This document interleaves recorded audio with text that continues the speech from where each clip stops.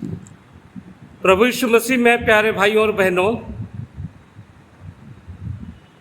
पवित्र आत्मा के अवतरण पर्व के पश्चात आज 18वां रविवार है और आज की आराधना में आप सबका स्वागत है। आज का विषय है, ये परमेश्वर की इच्छा है कि हर एक व्यक्ति को उद्धार मिले। आइए हम प्रार्थना के साथ आज की आराधना को शुरू करें। हे हमारे जीवित और दयालु पिता परमेश्वर, हम आपको धन्यवाद देते हैं प्रभु जी। आप महान परमेश्वर हैं, आप हमसे प्रेम करते हैं, आप दयालु हैं, आप कृपालु हैं, आप क्षमा करने वाले हैं। हम धन्यवाद देते हैं तमाम आशीषों के लिए जो आप हमारे जीवन में देते आए हैं। धन्यवाद देते हैं प्रभु जी, आपने हमें इतना प्रेम किया कि आप हमारे लिए अपना इकलौता पुत्र प्रभु यीशु मसीह को इस संसार में भेज दिया, जिन्होंने क्रूस के ऊपर अपने आप को बलिदान करते हुए हमारे लिए उद्धार का रास्ता खोल दिए हैं। हम धन्यवाद देते हैं प्रभु जी, आप इतना महान परमेश्वर हैं, फिर भी हम जैसे साधारण पापी इंसान को प्रेम करते हैं। आपकी ये इच्छा है कि कोई भी व्यक्ति पाप में खो ना जाए, बल्कि हर एक व्यक्ति को उद्धार मिले, अनंत जीवन मिले। और इसलिए प्रभु जी आप मनुष्य के रूप में इस संसार में आए। प्रभु जी हम आपके प्रेम के लिए आपको धन्यवाद देते हैं, प्रार्थना करते हैं प्रभु जी। आज हम जब आपके पवित्र वचन को पढ़ते हैं, आपके वचन से सुनते हैं, आपके चरण में प्रार्थना करते हैं, ये सब कुछ आपके निकट ग्रहण योग्य हो और आपकी इच्छा हमारे जीवन में पूरी हो। आज इस आराधना में जितने भी लोग जुड़ते हैं प्रभु जी, हर एक व्यक्ति को आपकी आशीष बहुतायत से दीजिए और हमारे जीवन में आपकी इच्छा पूरी कीजिए। हमारे पापों को, अपराधों का क्षमा कीजिए। प्रभु यीशु मसीह के पवित्र नाम से यह प्रार्थना करते हैं, आमीन। परमेश्वर के पवित्र वचन में से हम पढ़ेंगे मत्ती रचित सुसमाचार उसके 18 अध्याय उसके 6 से 14 तक। मत्ती 18, 6 से 14। प्रभु यीशु मसीह इस प्रकार कहते हैं, पर जो कोई इन छोटों में से जो मुझ पर विश्वास करते हैं एक को ठोकर खिलाए, उसके लिए भला होता कि बड़ी चक्की का पाट उसके गले में लटकाया जाता और वह गहरे समुद्र में डुबाया जाता। ठोकरों के कारण संसार पर हाय, ठोकरों का लगना अवश्य है, पर हाय उस मनुष्य पर जिसके द्वारा ठोकर लगती है। यदि तेरा हाथ या तेरा पाँव तुझे ठोकर खिलाए तो उसे काट कर फेंक दे। टुंडा या लंगड़ा होकर जीवन में प्रवेश करना तेरे लिए इससे भला है कि 2 हाथ या 2 पाँव रहते हुए तू अनंत आग में डाला जाए। यदि तेरी आँख तुझे ठोकर खिलाए तो उसे निकाल कर फेंक दे। काना होकर जीवन में प्रवेश करना तेरे लिए इससे भला है कि 2 आँख रहते हुए तो नरक की आग में डाला जाए। देखो, तुम इन छोटों में से किसी को तुच्छ ना जानना, क्योंकि मैं तुमसे कहता हूँ कि स्वर्ग में उनके दूत मेरे स्वर्गीय पिता का मुँह सदा देखते हैं, क्योंकि मनुष्य का पुत्र खोए हुओं को बचाने आया है। तुम क्या सोचते हो, यदि किसी मनुष्य की 100 भेड़ें हों और उनमें से एक भटक जाए, तो क्या वह 99 को छोड़कर और पहाड़ों पर जाकर उस भटकी हुई को ना ढूंढेगा? और यदि ऐसा हो कि उसे पाए, तो मैं तुमसे सच कहता हूँ कि वह उन 99 भेड़ों को भेड़ों के लिए जो भटकी हुई नहीं थी, इतना आनंद नहीं करेगा जितना कि वह भेड़ के लिए करेगा। ऐसा ही तुम्हारे पिता की जो स्वर्ग में है, यह इच्छा नहीं कि तुम छोटों में से एक भी, कि इन छोटों में से एक भी नष्ट हो। ये प्रभु यीशु मसीह का सुसमाचार है। इसके पढ़े और सुने जाने पर आशीष हो। आमीन। दयालु पिता परमेश्वर, हम आपके धन्यवाद देते हैं आपके पवित्र वचन के लिए। प्रार्थना करते हैं प्रभु जी, आप हमें ज्ञान और बुद्धि और समझ दीजिए, ताकि हम आपके वचन को समझ सकें, ग्रहण कर सकें और आपके वचन के मुताबिक चलने वाले हो सकें। प्रभु यीशु मसीह के पवित्र नाम से यह प्रार्थना करते हैं। आमीन।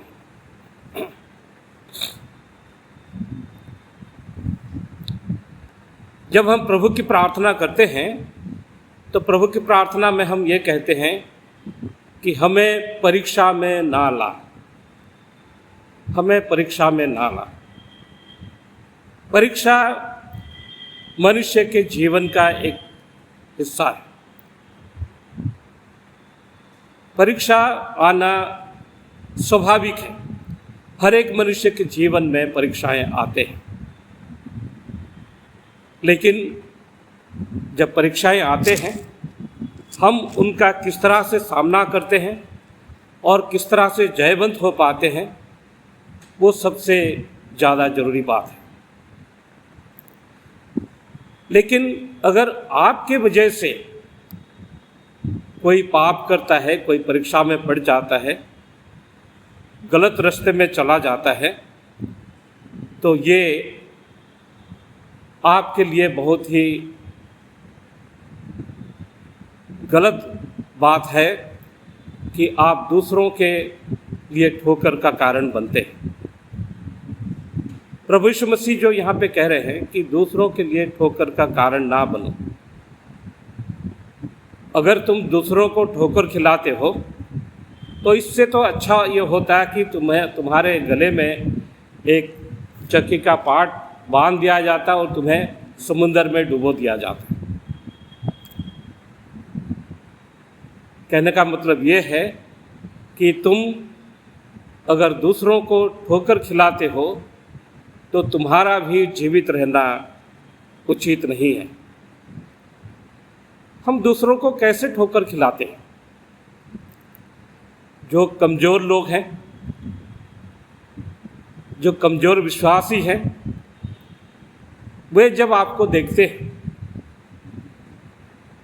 आपके जीवन को देखते हैं, आपके आचरण को देखते हैं, आपकी बातचीत को देखते हैं और वो सोचते हैं कि ये भी विश्वासी हैं और अगर ये लोग ऐसा कर रहे हैं तो हमें भी करना चाहिए, और इस वजह से वे गलत काम करने लगते हैं, गलत बात बोलने लगते हैं, पाप करने लगते हैं।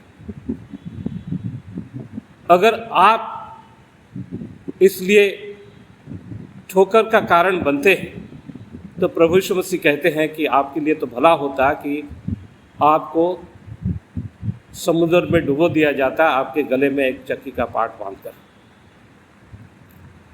हम जो बोलते हैं, हम जो करते हैं, क्या इसके द्वारा दूसरे लोग पाप करने के लिए प्रभावित होते हैं? क्या उसके द्वारा लोग मजबूर हो जाते हैं गलत काम करने के लिए? क्या हमारा जीवन दूसरों के लिए आदर्श बनने के बजाय दूसरों के लिए ठोकर का कारण बन रहे हैं? हमें अपने बारे में सतर्क होने की ज़रूरत है कि हम क्या कहते हैं, क्या सोचते हैं, क्या करते हैं और किस तरह से लोगों के जीवन के ऊपर हम प्रभाव डालते हैं।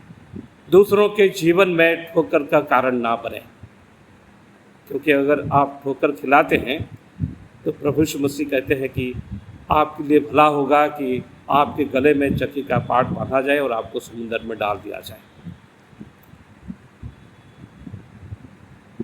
क्या हमारे शरीर के द्वारा हम पाप करते हैं। हमारे शरीर के जो अलग अलग अंग हैं, क्या वे अंग हमें पाप करने के लिए उकसाते हैं या ले जाते हैं? प्रभु यीशु मसीह कह रहे हैं कि अगर तुम्हारे हाथ या तुम्हारे पांव तुम्हें ठोकर खिलाते हैं तो उनको उखाड़ के फेंक दो। कहने का मतलब ये नहीं कि सचमुच हमारे हाथों को या हमारे पैरों को काट दिया जाएगा या उखाड़ दिया जाएगा। प्रभु यीशु मसीह का कहने का मतलब वो नहीं, बल्कि वो कहना चाहते हैं कि तुम इस तरह से सोचो कि मानो अगर तुम अपने हाथ से पाप करते हो तो सोचो कि तुम्हारे हाथ है ही नहीं। अगर तुम्हारे पैर तुमको पाप करने के लिए ले जाते हैं, सोचो कि तुम्हारे पैर है ही नहीं। अगर तुम्हारी आँखें तुम्हें पाप की ओर ले जाते हैं, ये सोचो कि तुम्हारी आँखें है ही नहीं, तुम अंधे ही हो। तुम्हारे कान अगर तुम्हें पाप करने के लिए ले जाते हैं, ये सोचो कि तुम बहरे हो। हमारे जो शरीर के अलग अलग अंग हैं, इन अंगों के द्वारा हम पाप करते हैं। हमारे हाथ के द्वारा, पैर के द्वारा, कान के द्वारा, नाक के द्वारा और जीभ के द्वारा, हमारी सोच के द्वारा हम पाप करते हैं। और प्रभु यीशु मसीह कहते हैं कि अगर तुम्हारे शरीर के कोई भी अंग तुम्हें पाप करने की ओर ले जाते हैं तो ये सोचो कि तुम्हारे वो अंग हैं ही नहीं, और इस तरह से तुम कार्य करो ताकि तुम्हारा वो अंग तुम्हें ठोकर ना खिलाए। उन सारे अंगों को अपने वश में रख लो, अपने नियंत्रण में रख लो, ताकि उनके द्वारा तुम्हारा कोई पाप ना हो जाए। परमेश्वर चाहते हैं कि हर एक प्राणी को उद्धार मिले,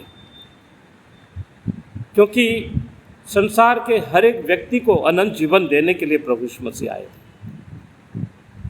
एक भी खो जाए, एक भी नष्ट हो जाए, ये प्रभु की इच्छा नहीं है, बल्कि प्रभु की इच्छा ये है कि हर एक व्यक्ति को अनंत जीवन मिले। और इसलिए प्रभु यीशु मसीह ने एक दृष्टांत यहाँ पर बताते हैं, और इस दृष्टांत में हम देखते हैं कि एक व्यक्ति के पास 100 भेड़ें थे और उन 100 भेड़ों में से एक भेड़ खो जाती है। और जब वो देखता है कि उसकी एक भेड़ खो गई है, 99 को छोड़ करके उस खोई हुई भेड़ को ढूंढने के लिए वो जाता है, और जब उसे पाता है तो उसे वापस लेकर आता है और खुशियाँ मनाता है। उन 99 भेड़ों के लिए उतनी खुशी उसको नहीं होती जितनी खुशी उस एक भेड़ के लिए होती है जो खोई हुई है और उसको मिल जाती है। प्रभु यीशु मसीह का कहने का मतलब है कि ये छोटे से छोटों के लिए भी परमेश्वर सोचते हैं कि उनका उद्धार हो जाए। 14 पद में लिखा जाता है, ऐसा ही तुम्हारे पिता की जो स्वर्ग में है, यह इच्छा नहीं कि इन छोटों में से एक भी नष्ट हो। कोई एक भी नष्ट हो जाए, चाहे वो कितना छोटा क्यों ना हो, यह प्रभु की इच्छा नहीं है। प्रभु चाहते हैं कि हर एक व्यक्ति को उद्धार मिले और सब के सब बचाए जाए, क्योंकि परमेश्वर छोटे से छोटों के लिए भी सोचते हैं। जैसे हम बाइबल में पढ़ते हैं कि आकाश के पक्षियों के लिए भी वो सोचते हैं, समुद्र की मछलियों के लिए भी वो सोचते हैं, छोटे छोटे जीव जंतुओं के लिए भी वो सोचते हैं, सबकी भलाई करने के लिए वो सोचते हैं। और वो चाहते हैं कि हमारे वजह से कोई एक छोटे से छोटा व्यक्ति भी नष्ट ना हो जाए। जो लोग गरीब हैं, लाचार हैं, दलित हैं, दूसरों के द्वारा प्रताड़ित हैं, जो लोग पाप के जीवन में जी रहे हैं, ऐसे लोगों के लिए भी प्रभु चाहते हैं कि हर एक व्यक्ति बचाया जाए।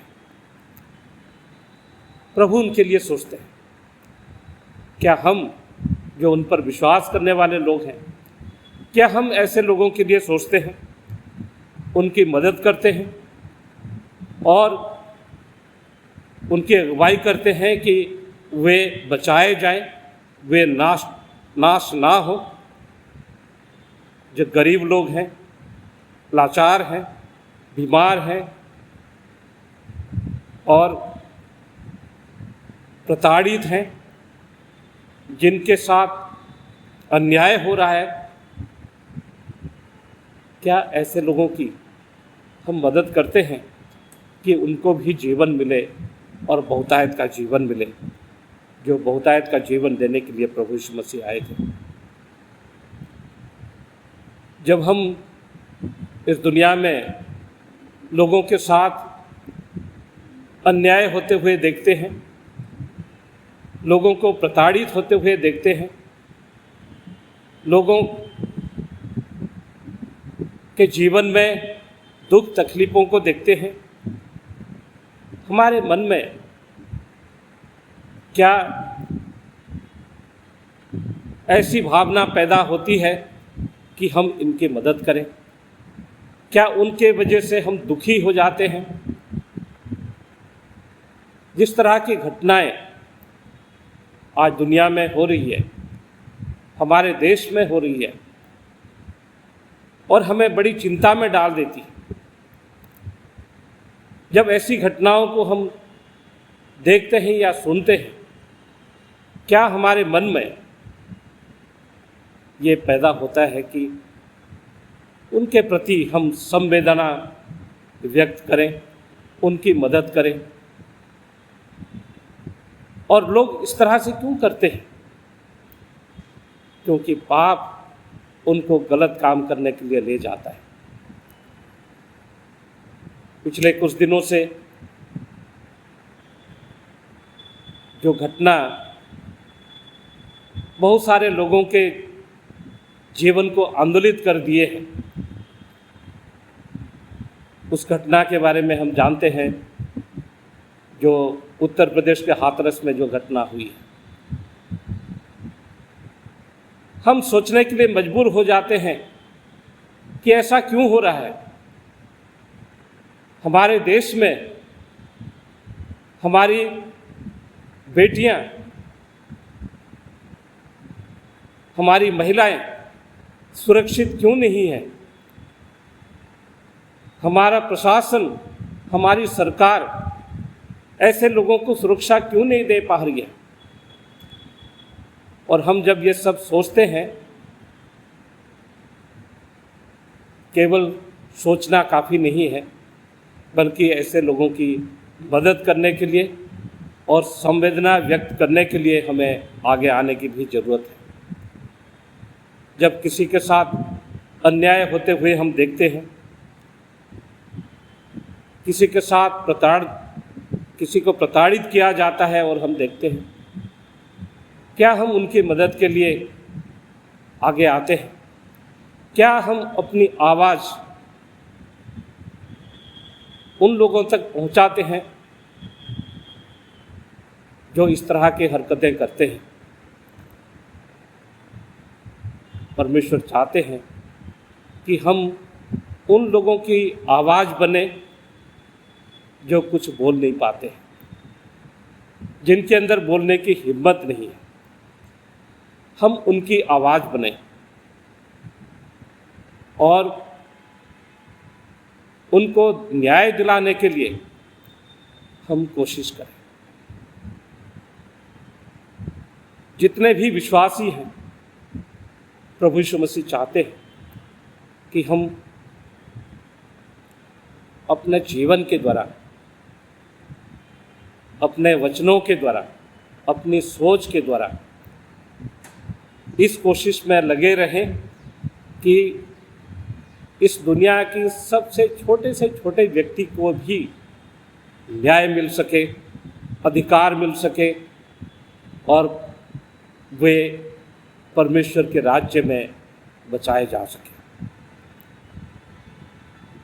प्रभु यीशु मसीह हमें कहना चाहते हैं, तुम अपने अंगों के द्वारा पाप ना करो,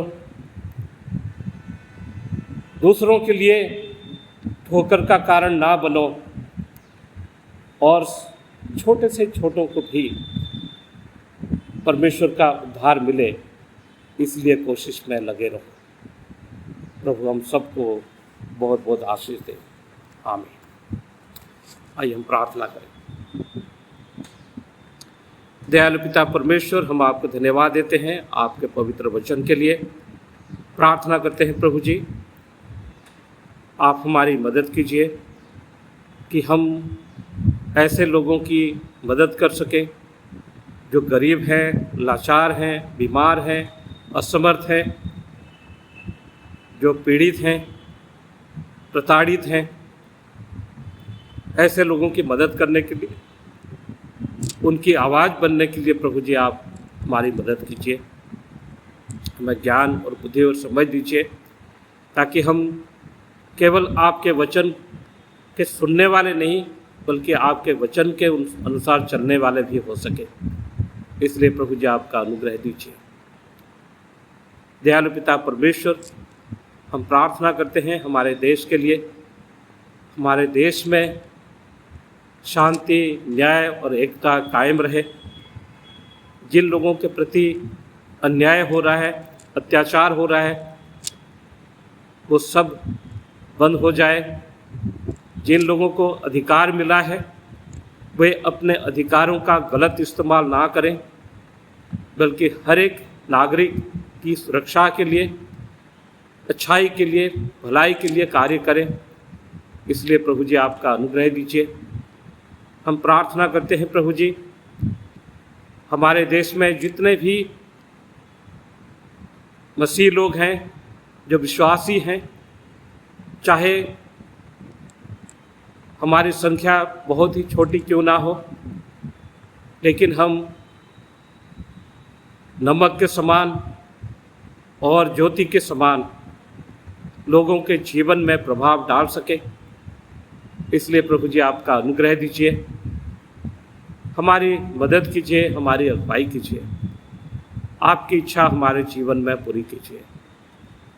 हमारे उद्धारकर्ता प्रभु यीशु मसीह के पवित्र नाम से ये प्रार्थना करते हैं। आमीन। आइए हम सब मिलकर प्रभु की प्रार्थना एक साथ करें। आइए हमारे बाप, तो जो आसमान पर है, तेरा नाम पाक माना जाए, तेरी बादशाहत आए, तेरी मर्जी जैसे आसमान में पूरी होती है ज़मीन पर भी हो। हमारी रोज़ की रोटी आज हमें दे, हमारे कुसरों को माफ़ कर जैसे हम अपने कुसरवारों को माफ़ करते हैं। हमें आजमाइश में ना पड़ने दे परंतु बुराई से बचा, क्योंकि बादशाह, कुदरत और जलाल हमेशा तेरी है। आमीन। अब हमारे पिता परमेश्वर का प्रेम, प्रभु यीशु मसीह का अनुग्रह, पवित्र आत्मा की शांति और सहभागिता हम सबों के साथ अब से लेकर हमेशा तक बनी रहे। आमीन। आप सबको जय मसीह की। प्रभु आपको बहुत बहुत आशीष दे।